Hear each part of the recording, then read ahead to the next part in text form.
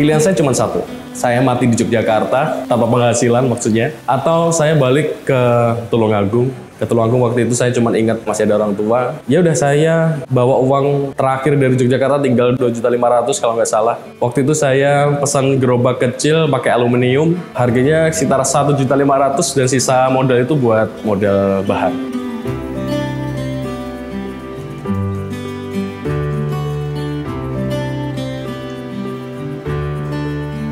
Tertinggi per hari itu pernah 3.000 piece satu outlet, Mas. Secara material, alhamdulillah di beberapa tahun ini saya dulu nggak pernah lihat uang kalau belakangnya M, tapi kalau 1 tahun, alhamdulillah omsetnya kita sudah sangat bagus sekali. Ngasih 1, Mas, masih UKM, Mas. Sebenarnya semuanya pilihan. Saya pernah ngobrol sama teman, ada 2 karakter manusia. Yang pertama adalah karakter profesional, dan satunya adalah karakter di entrepreneur. Dan mana yang lebih baik? Nggak ada yang lebih baik, nggak ada yang lebih buruk. Karena sebenarnya entrepreneur juga butuh profesional, dan profesional juga pastinya butuh entrepreneur untuk mendedikasikan karyanya. Semuanya berkarya.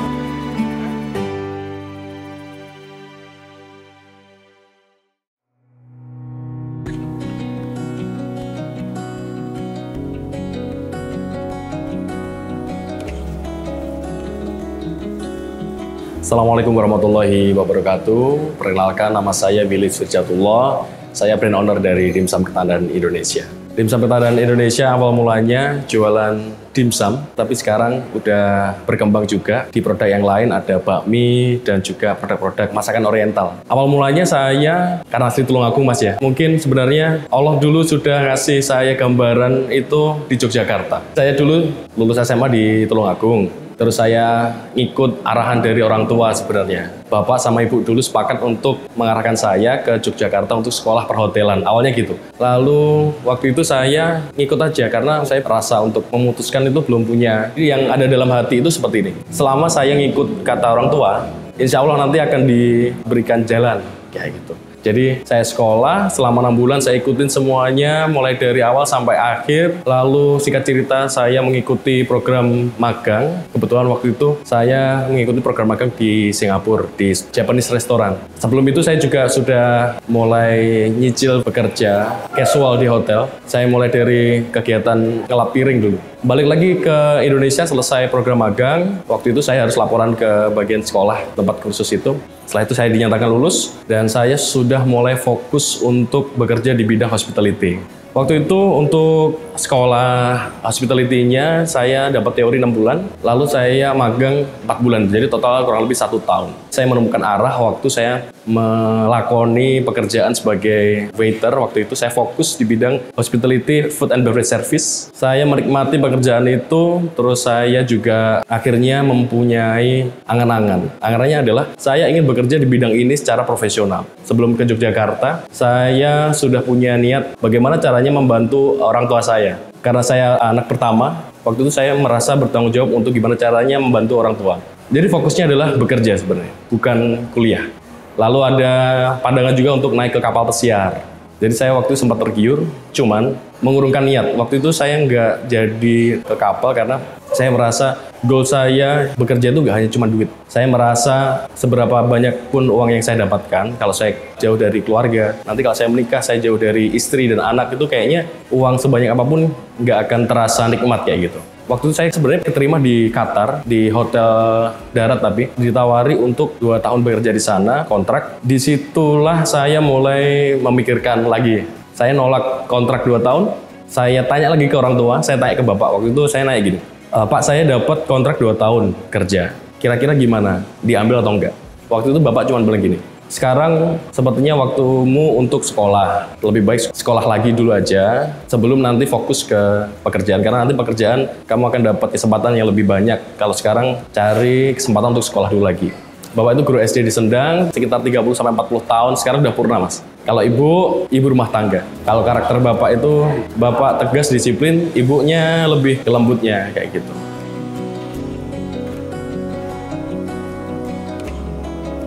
Jadi 2012 lulus SMA karena masalah ekonomi. 2 tahun itu saya lakukan untuk cari pengalaman bekerja. 2014 Allah memberikan pertanda melalui orang tua untuk saya mengikuti jenjang sekolah lagi. Jadi saya waktu itu cari informasi untuk kuliah PTN. Saya daftar SBMPTN, saya nggak lolos. Tapi karena saya masih belum percaya, ada satu pemikiran yang masih saya ingat waktu itu. Salah satu dasar keputusannya adalah, saya tetap harus coba untuk daftar kuliah. Pilihannya adalah, kalau nanti saya tidak daftar kuliah, saya akan menyesal karena saya tidak mencoba. Jadi akhirnya saya ambil chance kedua, yaitu ada kesempatan untuk tes mandiri atau ujian tulis di UGM langsung, bukan lewat jalur SBMPTN. Dan alhamdulillah waktu itu saya keterima di opsi kedua, yaitu di D3 Bahasa Perancis, sekolah vokasi.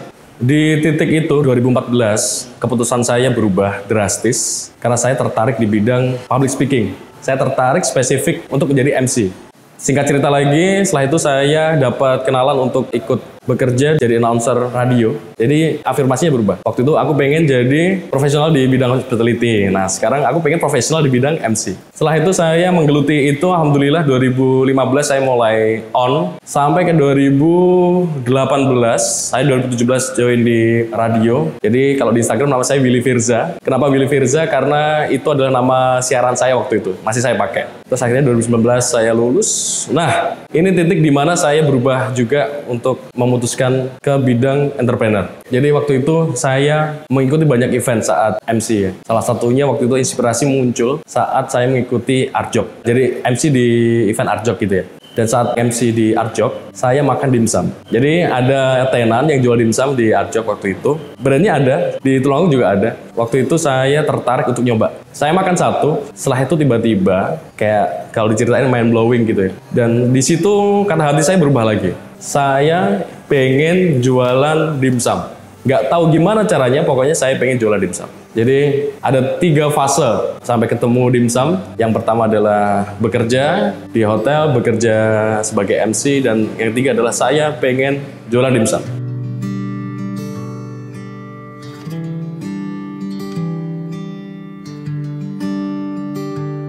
Setelah saya mengikuti kata hati untuk jualan dimsum, singkat cerita Agustus 2019, saya mulai bergerak untuk gimana caranya untuk develop produk. Karena saya dapat basic di hospitality, saya sedikit tahu banyak di bidang produksi. Alhamdulillah ternyata di situ saya tidak terlalu menemukan kesulitan ya. Karena basic-basic itu sudah saya dapat, saya mulai praktek untuk bikin dimsum. Terus waktu itu saya bingung untuk ini ada produk nih, ngejualnya gimana caranya. Waktu itu saya sempat dapat partner, tapi sekarang kita sudah tidak kerja sama lagi ya. Waktu itu tiba-tiba saya pengen ke Magelang. Gas Magelang, ketemu teman, saya ngobrol. Ternyata di situ dia bisa bantu untuk gimana caranya jualan di Magelang. Pakai gerobak seadanya. Waktu itu saya beli palet kayu yang sederhana sekali karena saya nggak punya modal yang besar maksudnya. Saya cuman ngantongin duit 500.000 sejuta kalau nggak salah mas. Terus beli palet kayu, bikin sendiri, gerobaknya sederhana banget. Terus mulai jualan seminggu sekali di Car Free Day di Magelang. Belum ketandan mas, belum ada namanya. Pokoknya saya jualan sama teman di Magelang seminggu sekali. Setelah itu saya mikir gimana caranya memasarkan produk ini nggak cuma di Car Free Day. Setelah itu saya ikut event kuliner di Magelang, di Yogyakarta kayak gitu. Waktu itu sebelumnya saya sempat mau beli mixer di namanya Tante Emily Lim. Tante Emily Lim ini warga Tionghoa. Bah, beliau itu waktu itu lagi nawarin mixer. Saya kan pengen bikin adonan gitu ya. Tapi ternyata mixer nggak jadi dijual. Padahal saya udah sempat DP. Alhamdulillah karena mungkin sudah jalannya seperti itu. Ternyata saya dihubungin sama Tante Emily Lim untuk ngelola tempatnya di Yogyakarta, di Kampung Pecinan Ketandan, di area Malioboro, Yogyakarta gitu. Tawaran itu akhirnya saya sambut positif, saya ngobrol lagi, dan alhamdulillah juga ternyata tempat itu bisa saya gunakan untuk jualan pertama kali dimsum, dan mulai kepikiran nama itu di situ. Jadi saya mulai jualan bulan November. Setelah proses panjang, November itu saya mulai jualan di Magelang, Desember itu udah mulai nata di Kampung Pecinan Ketandan. Tapi belum ada namanya. Nah akhirnya saya kepikiran nama apa nih yang cocok buat dimsum ini, karena dimsum ini jualan di area Kampung Pecinan Ketandan. Waktu itu saya putuskan namanya adalah Dimsum Ketandan. Sebenarnya saya juga nggak pede pada awalnya mas. Kenapa saya balik ke Tulungagung itu bukan karena saya pengen balik ke Tulungagung sebenarnya. Tapi waktu itu bulan Januari saya ikut event yang namanya adalah Pekan Budaya Tionghoa Yogyakarta. Itu tahun 2020 awal. Setelah jualan di Pekan Budaya Tionghoa Yogyakarta, ternyata corona mas. Dan terpaksa waktu itu jualan harus tutup karena memang kondisi di Yogyakarta waktu itu benar-benar chaos banget, nggak ada orang, semuanya pulang dan jalanan sepi banget, bahkan dari pagi. Saya masih kerja sebagai MC waktu itu. Event untuk MC juga cancel semuanya. Kegiatan siaran radio waktu itu juga harus terpaksa selesai karena memang tidak boleh ada kegiatan di kantor waktu itu ya. Jadi waktu itu saya harus memutuskan dengan cepat apa yang harus saya lakukan untuk bertahan hidup, sebenarnya gitu sih awal. Karena bisnis masih awal banget, saya belum punya basic untuk di bidang entrepreneur. Waktu itu saya masih belajar banyak banget. Setelah saya bikin solusi, inovasinya seperti apa, itu masih belum sampai kepikiran ke situ. Udah kena corona dan pilihan saya cuma satu. Saya mati di Yogyakarta tanpa penghasilan maksudnya, atau saya balik ke Tulungagung. Ke Tulungagung waktu itu saya cuma ingat masih ada orang tua, saya masih bisa bareng orang tua, minimal makan ikut orang tua kayak gitu. Dan saya coba membangun ulang mimpi untuk jualan dimsum di Tulungagung, Mas. Kebetulan ada lokasi, Bapak udah jualan STMJ sama soto di daerah Pelandaan. Jadi saya memutuskan untuk, Pak, saya mau bahasa Jawanya nunut. Nunut jualan di sini, Pak, gimana? Nggak apa-apa, yowes. Saya pulang Tulungagung itu Februari akhir mau ke Maret. Terus waktu itu sudah boleh, saya jualan di depan warungnya Bapak, sampai sekarang itu masih ada. Ya udah, saya bawa uang terakhir dari Yogyakarta tinggal 2.500.000 kalau nggak salah. Waktu itu saya pesan gerobak kecil pakai aluminium, harganya sekitar 1.500.000 dan sisa modal itu buat modal bahan. Dan alhamdulillah, saya nggak tahu ini rezeki datangnya. Kalau dibilang marketing, saya nggak lakuin marketing yang seperti apa, tapi alhamdulillah waktu itu Allah masih ngasih jalan. Di tahun 2020 bulan Maret, tiba-tiba Ketandan banyak yang tahu,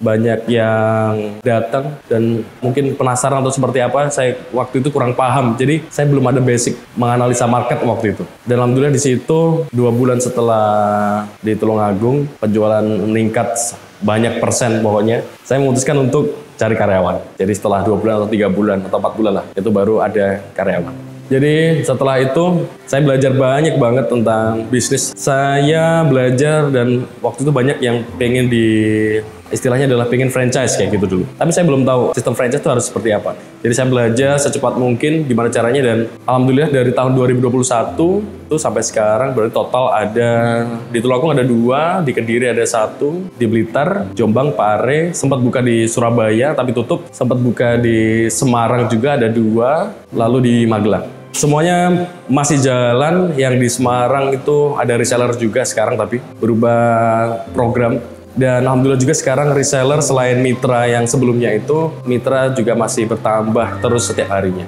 Jadi dimsum ini saya punya rekanan. Rekanan ini kami dulu ketemu dan dia bertugas untuk maintain produk yang khusus yang siomay aja. Jadi khusus yang varian siomay itu saya kerjasama. Untuk varian yang lain semuanya produk sendiri. Riset sendiri, bikin sendiri semuanya.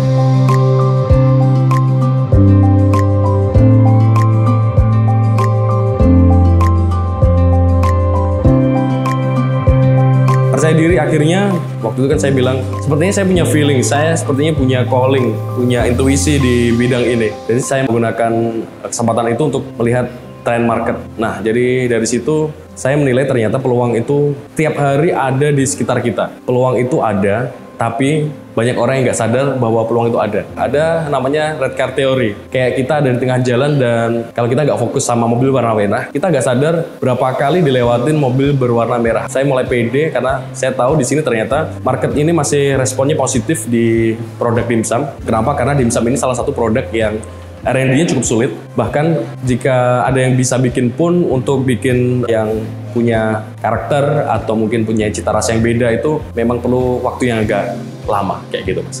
Sekarang USP di Ketandan, saya fokus untuk gimana caranya. Saya nggak pernah bilang produk saya paling enak, tapi saya bilang produk saya beda dari yang lain. Bedanya dari mana? Saya melakukan riset produk dengan bahan-bahan yang ada di market sebenarnya. Cuma saya pilih untuk cari banyak variabel supaya produknya tidak mudah ditiru. Jadi misal untuk bikin varian dimsum, walaupun memang katakan ada yang bisa bikin tadi ya Mas ya, cuman karakter itu akan tetap kita pertahankan karena variabel yang kita gunakan itu cukup banyak sekali. Untuk produk yang mie juga saya berusaha untuk memasukkan variabel yang banyak sekali di produk. Jadi saat orang nyoba, misal orang pernah makan bakmi di tempat lain, saya masih pede karena bakmi saya beda. Dan salah satu goalsnya bukan cuan aja. Sebenarnya saya pengen ngasih produk yang saya suka Karena saya bikin produk ini dan saya suka. Saya ingin orang lain juga merasakan produk yang saya suka ini, Mas. Jadi salah satu goalsnya adalah gimana caranya orang itu senang dulu dengan produk kita. Kalau dia memang senang, dia akan otomatis share ke orang lain juga gitu sih.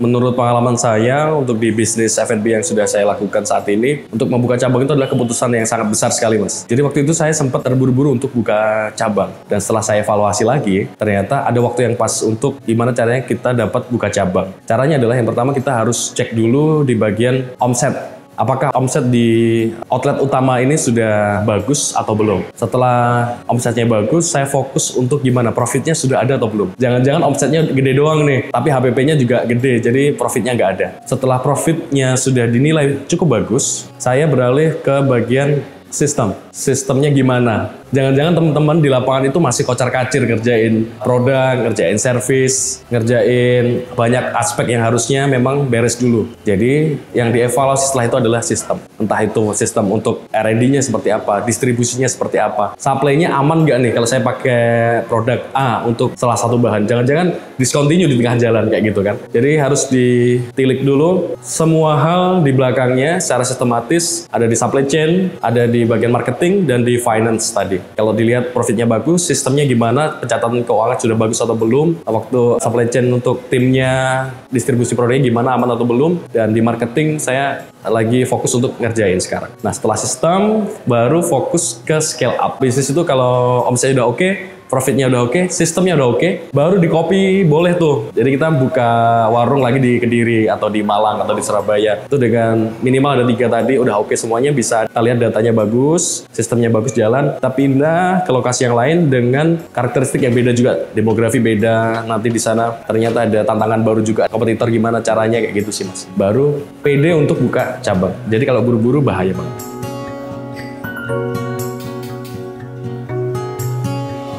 Setelah tadi sistemnya udah jalan, scale up itu bisa di-copy di tempat lain. Tapi jangan lupa di tempat lain itu pasti ada tantangan yang berbeda. Karena Tulungagung jangan-jangan sama Malang ini beda karakteristik nih. Jadi strateginya nanti bisa beda juga. Kalau ditanyain profit margin, sebenarnya di F&B itu ada beberapa model yang harus dipahami sih. Kalau kita jualan, misal kita pakai rumus maksimal dia 35% atau 40% HPP. Itu kita bisa lakukan kalau memang produk kita masuk ke high end. Karena asumsinya adalah kita jualan bukan jualan volume, tapi kita memang benar-benar jualan sesuai segmentasi tadi. Kalau kita buka resto yang high end kayak gitu, kita pakai rumus HPP 35%, mentok 40% itu udah warning banget. Untuk saya, sekarang di Ketandan ini lebih mirip ke jual komoditas sih sekarang, karena banyak banget mas sekarang yang jualan dimsum ya kan. Nah itu dia, jadi mau nggak mau bisnis F&B yang seperti saya lakukan ini pasti marginnya harus agak seret nih. Cuman goalsnya adalah di quantity. Jadi kalau ditanya berapa nih, sebenarnya nggak ada patokan khusus berapanya, cuman kita melihat bisnis kita ada di mana sebenarnya. Kalau kita sekarang lagi tarung di red ocean, bahasanya sekarang ada red ocean ya, malah black ocean lah katakan. Di situ kita hati-hati banget sama perang harga. Jadi karena semi komoditi, saya bilang semi komoditi karena banyak kompetitornya, banyak yang jual juga. Mas juga bilang banyak produk yang mirip-mirip kayak gitu. Jadi saya berjuang untuk gimana mengenalkan value-nya ke market sesuai dengan brand value kita yang udah dibikin. Terus tetap jaga harga ini supaya orang tetap tertarik, karena kalau harganya terlalu mahal juga nggak oke di market. Kalau terlalu murah kita nggak ada margin gitu sih. Jadi kita lihat marginnya pasti sedikit, nggak sebanyak yang kalau kita buka restoran atau coffee shop kayak gitu ya. Tapi nggak apa-apa, gimana caranya kita naikin volume gitu sih. Jadi salah satu strateginya adalah selain pembukaan outlet reguler, saya juga ambil strategi untuk jual ini ke reseller, atau saya supply ke cafe lain, atau mungkin mas ada hotel, saya supply bisa mas. Tertinggi per hari itu pernah 3.000 piece satu outlet mas. Tapi FOMO, masyarakat FOMO itu yang waktu itu kita benar-benar lihat potensinya, lihat peluangnya di situ. Karena market waktu itu masih FOMO banget sama produk dimsum. Jadi gimana caranya kita genjot jualan sampai limit pernah 3.000 piece. Dan sekarang sudah stabil sih mas, sekarang stabil per hari itu 1.000 piece kayak gitu sih.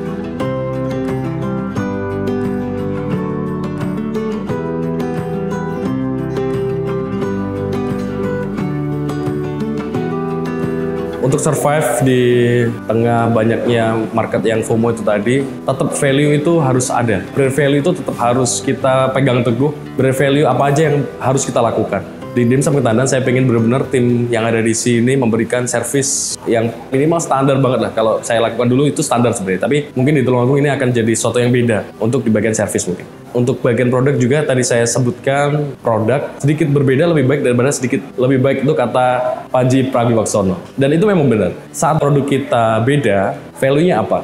Lalu saya juga pengen mengembangkan, kalau waktu itu saya pernah dengar dari Papi Mardianto pernah bilang, bisnis itu ada dua, solutif, inovatif. Kalau dulu saat momentum dimsum belum banyak yang jualan, saya jadi solusi untuk orang bisa dapat produk dimsum. Tapi sekarang sudah banyak nih yang jualan dimsum, jadi saya harus inovatif. Inovatifnya apa? Jadi sekarang saya lagi membangun project di Ketandan. Sekarang Ketandan ada di daerah Pujasera Pasar Sore Lama, utaranya stasiun. Di sini nanti saya pengen membawa konsep pecinan yang ada di Yogyakarta ini hadir di Tulungagung, Mas. Jadi saya pengen lokasi ini benar-benar jadi kawasan oriental di Ketandan di situ. Dan ini harapannya bisa jadi mini pecinan di Tulungagung. Selain itu juga saya tetap berinovasi produk yang koridornya adalah di oriental food, tetap di oriental, nggak hanya spesifik di Chinese sih. Nanti bisa fusion Chinese Japanese atau Japanese Korean gitu. Pokoknya masih oriental kayak gitu.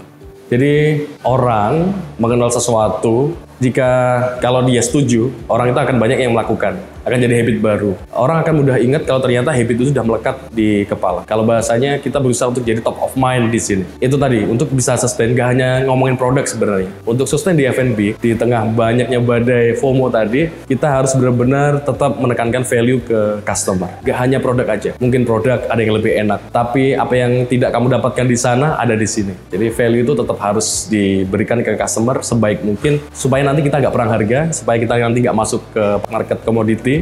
Jangan sampai perang harga doang, bahaya banget karena kita nggak punya apa-apa di situ nanti kalau cuma perang harga.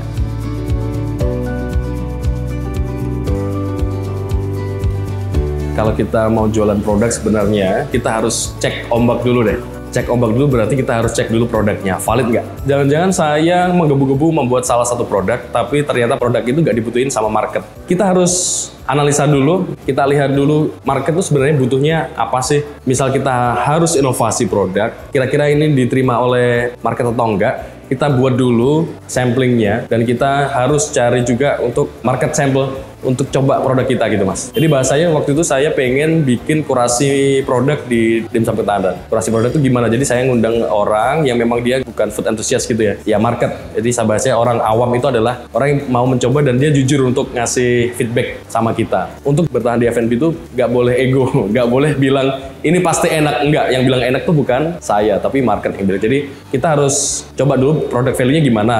Valid market enggak? Kalau nggak valid market, jangan-jangan nanti saya udah menggebu-gebu, saya udah effort banyak dan itu nggak diterima oleh market. Atau jangan-jangan produk ini hanya sementara aja nih, karena variabel untuk bikinnya terlalu mudah, jadi mudah ditembak. Misal saya bikin es kepal Milo tadi, karena variabelnya cuma sedikit, orang banyak yang bikin, value produknya turun drastis. Supply-nya jadi terlalu banyak, demand-nya kan turun drastis juga. Jadi gimana caranya create produk berkarakter, beda, kita harus ngasih variabel banyak di situ supaya jadi otentik dari kita. Terus itu nanti bisa valid market. Setelah itu baru kita ngomongin brand value. Brand value-nya nanti akan dikomunikasikan juga lewat strategi marketingnya gimana kayak gitu. Saya jadi ingat, dulu saya setelah lulus kuliah, ibu saya pernah tanya kayak gini, Mas nggak pengen kerja? Padahal waktu itu saya udah MC, udah siaran radio, udah jualan dimsum, udah ngeritis. Mungkin kerja yang dimaksud adalah ikut sistem gitu ya, jadi PNS atau ikut di perusahaan. Tapi waktu itu saya, karena nggak mau kerja 8 sampai jam 5 sore, atau jam 9 sampai jam 5 sore, saya nggak mau kerja kayak gitu. Saya waktu itu bilang ke ibu, sekarang saya bisa melakukan pekerjaan ini, semua yang saya lakukan tolong didoakan. Jadi saya minta restu dan doa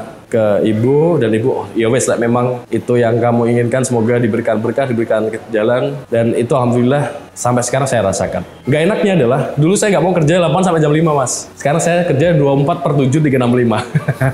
Ini dia, bekerja itu nggak melulu kelihatan fisiknya, Mas. Bekerja itu bukan hanya melulu soal kita melakukan sesuatu yang kelihatan. Tapi bekerja menurut saya adalah bekerja yang setiap hari saya pikirkan, saya susun apa yang harus saya lakukan, solusinya seperti apa, dan harus bagaimana. Nah, itu saya lakukan setiap hari tanpa libur. Jadi kalau orang kerja biasa pulang jam 5, selesai pulang, yaudah selesai, kerjaan selesai, done, it's done. Terus dia melakukan kegiatan yang lain. Kalau sebagai entrepreneur, pastinya bekerja itu nggak ada limitnya. 24 jam, 7 hari, yang lain libur, saya tetap nyicil kerjaan, mungkin nyusun timeline, nyusun jadwal yang lain, nyusun brief konten mungkin. Jadi setiap hari saya lakukan dan enjoy aja sebenarnya sekarang.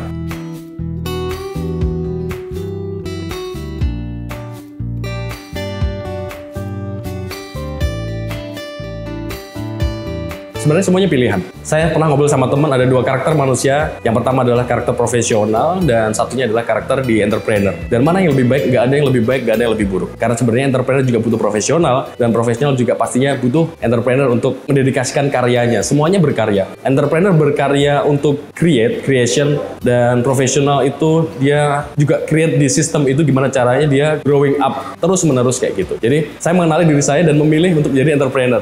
Dan saya menikmati peran itu, dan saya tidak melihat peran yang lain sebagai peran yang buruk. Gak ada peran yang buruk di dunia ini. Semuanya saling support. Yang penting adalah setiap apapun yang kita lakukan, kita harus menghayati sepenuh hati, melakukan semuanya tanpa ada rasa beban itu tadi. Karena kalau kita mikirnya cuma beban, gak akan ada apa-apa di situ. Yang hanya ada capek. Tapi kalau kita melihat itu sebagai sebuah tantangan dan kita pengen grow, tentunya itu akan jadi jalan yang menyenangkan. Walaupun memang kadang ngos-ngosan juga sih, Mas.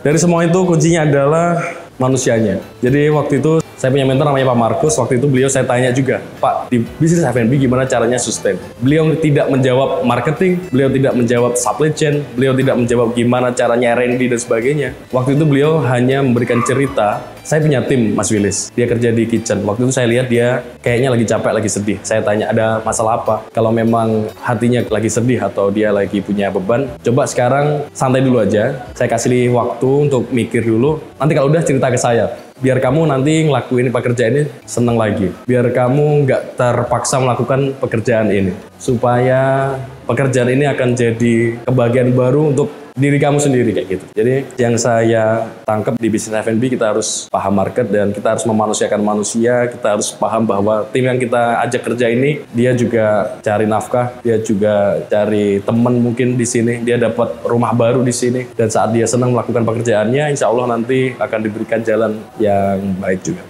Sampai sekarang saya nggak tahu dulu itu ini sebenarnya kerjaan untung nggak sih gitu. Oke, ini saya kerjain sungguh-sungguh, kayak gitu, dan sekarang saya nggak tahu outletnya udah ada 10 tuh. Kalau saya waktu itu punya kompetensi atau punya kapabilitas untuk cara running bisnis gimana, itu juga nggak jamin untuk ternyata bisa di titik ini. Bahkan saya yang nggak punya wawasan di bisnis pada awalnya, alhamdulillah sekarang ada di titik ini, itu semuanya masih tetap di jalan Allah sih, Mas. Jadi saya nggak nyangka juga. Nah, alhamdulillah sekarang saya ketemu partner baru, dan di situ feeling saya dibuktikan melalui banyak sekali teknik-teknik ya. Ternyata yang saya lakukan, oke, saya paham nih yang dilakukan ternyata A nih. Saya ada di titik B nih. Dilihat di grafis gini. Jadi saya sekarang udah ikut growth juga. Bareng sama Ketandan, saya di sini growth. Bareng sama teman-teman di sini, saya juga harapannya semua orang yang kerja di Ketandan, semuanya termasuk saya, itu punya minimal dia mendapatkan manfaat. Entah itu dari segi skill, kalau dari gaji itu impact sih, Mas ya. Jadi aku pengen orang-orang di sini tuh benar-benar punya dedikasi, dia senang di sini. Setelah keluar dari sini dia punya skill yang lebih. Seperti yang saya lakukan dulu. Selama saya melakukannya sungguh-sungguh, saya akan dapat manfaat dan semuanya akan jadi sesuatu yang baru. Jadi mungkin Ketandan itu sudah dipersiapkan sejak tahun 2012.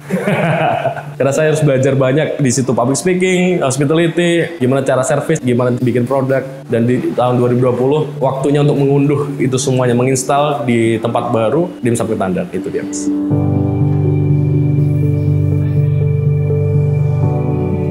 Oke, jadi Februari ini Ketandan sudah 5 tahun. Ditarik ke belakang 4 tahun sebelumnya, saya juga dapat tawaran untuk nge-handle satu brand namanya Vico Donat. Jadi Vico Donat itu masih satu manajemen dengan Dimsum Ketandan, dan di situ mimpinya tidak berhenti karena saya juga ingin membantu pelaku-pelaku F&B yang lain. Saya ingin berkolaborasi dengan banyak pelaku F&B di Tulungagung, bahkan kalau bisa keluar dari Tulungagung di banyak kota. Saya ingin berkolaborasi dan saya punya satu project namanya Foodworks, dan semoga nanti akan jadi partner yang baik untuk para pelaku F&B. Untuk outletnya yang baru ada di baratnya Apollo di daerah Karawang di situ. Jadi selain dimsum ketahanan, saya handle Vigo Donat. Setelah itu saya mau ada project baru namanya Sarapan Breakfast. Lalu sekarang juga saya punya partner namanya Mas Ferry, dan istri saya lagi nge-handle namanya Gulai Sambang Buati. Itu project baru juga untuk di-handle. Gitu sih Mas. Jadi harapannya nanti banyak yang join untuk gimana sih caranya kita sustain supaya kalau Mas Ferry bilang kita punya koheren. Sesama pelaku bisnis F&B, jangan cuma sikut-sikutan. Jangan cuma bilang, aku brand owner ini nih, nggak cuma gitu doang. Tapi akan bermanfaat bagi yang lain. Impact-nya adalah nanti Tulungagung bisa gede juga lewat brand-brand F&B yang ada di dalamnya. Semuanya, dan semuanya akan bisa saling berkaitan, saling bermanfaat. Itu tadi, nggak cuma sikut-sikutan aja. Gitu sih. Secara material, alhamdulillah di beberapa tahun ini, saya dulu nggak pernah lihat uang kalau belakangnya M, tapi kalau 1 tahun, alhamdulillah omsetnya kita sudah sangat bagus sekali dengan naik turunnya, dengan banyak mitranya yang membantu, dengan banyak timnya yang membantu juga. Saya sudah ada banyak materinya, cukup lah Mas. Ngasih 1 Mas, masih UKM Mas. Jadi mungkin salah satu pendorong jalannya bisnis itu adalah istri Mas. Kalau mungkin banyak orang yang menganggap pernikahan adalah sebuah beban ekonomi, itu enggak sih. Sebenarnya kalau kita beribadah, apalagi ibadahnya panjang banget, menikah, insya Allah nanti jalan-jalan rezeki malah datang semuanya gitu sih. Orang tua itu penting banget Mas. Mungkin ada teman-teman yang dia belum merasakan sosok orang tua Mas ya. Jadi saya sangat bersyukur sekali. Selain tadi saya bilang faktor ekonomi dan sebagainya, saya sangat bersyukur saya diberikan keluarga yang utuh. Orang tua yang sangat memikirkan bagaimana jalan hidup saya. Saya diarahkan ke jalan yang baik. Saya cuman meyakini bahwa apapun yang dikatakan orang itu nggak ada yang pasti menjerumuskan, nggak ada. Pasti itu akan gimana caranya si anak ini lebih baik, gimana caranya anak ini bisa bertahan. Saya menganggap kunci suksesnya adalah ngikut orang tua, minta doa ke orang tua, apalagi kalau sekarang ibu masih ada, jadi semuanya wajib banget nih minta doa ke bapak dan ibu. Jangan-jangan kita sukses sekarang ini bukan karena usaha kita, tapi karena doa orang tua kita gitu Mas. Saya merasakan bahwa semua yang ada di sini yang saya dapatkan ini bukan jerih payah saya sendiri, bahkan saya nggak tahu kenapa bisa ada di sini. Jangan-jangan itu karena doa dari orang tua itu tadi Mas.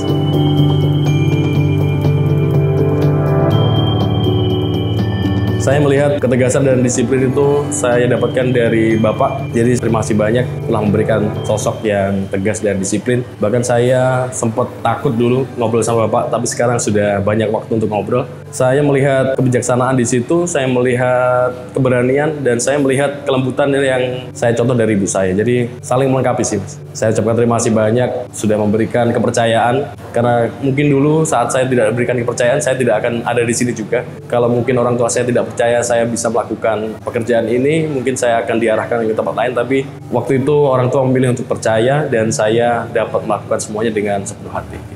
Sebagai anak, patutnya kita harus terus berbakti kepada orang tua. Apapun yang kita kerjakan, semoga itu akan menjadi berkah, apalagi itu lewat doa-doa dari orang tua. Dan kita tidak boleh terlalu pede, terlalu sombong, bahwasanya semua yang kita lakukan, kita sukses karena kita sendiri. Karena sebenarnya setiap manusia itu punya masanya, dan setiap masa pasti ada orangnya.